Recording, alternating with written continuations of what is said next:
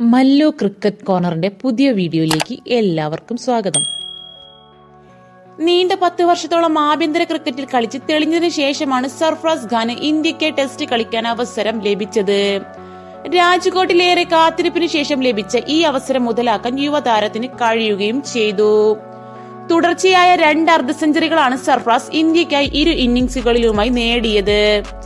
മത്സരത്തിൽ ഇരട്ട സെഞ്ചുറിയുമായി യശസ്വി ജയ്സ്വാൾ കളം വാണപ്പോൾ അതിനൊപ്പം പുറത്താകാതെ നിന്നു ഇന്ത്യക്ക് മികച്ച സ്കോർ സമ്മാനിക്കാൻ സർഫറാസും നിർണായക പങ്കുവഹിച്ചു.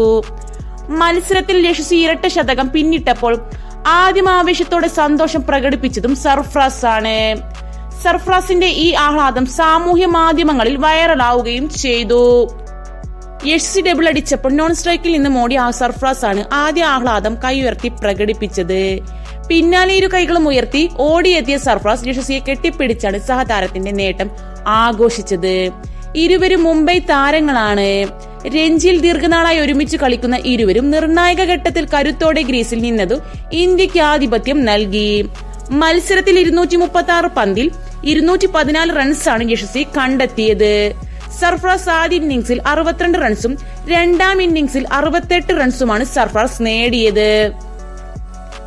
അപ്പൊ ഇതുപോലുള്ള ട്രെൻഡിങ് ക്രിക്കറ്റ് വീഡിയോസ് നിങ്ങൾക്ക് ഇഷ്ടമാണെങ്കിൽ മല്ലു ക്രിക്കറ്റ് കോർണർ എന്ന ഞങ്ങളുടെ ചാനൽ സബ്സ്ക്രൈബ് ചെയ്യാത്തവരുണ്ടെങ്കിൽ സബ്സ്ക്രൈബ് ചെയ്തൊന്ന് സപ്പോർട്ട് ചെയ്യണേ.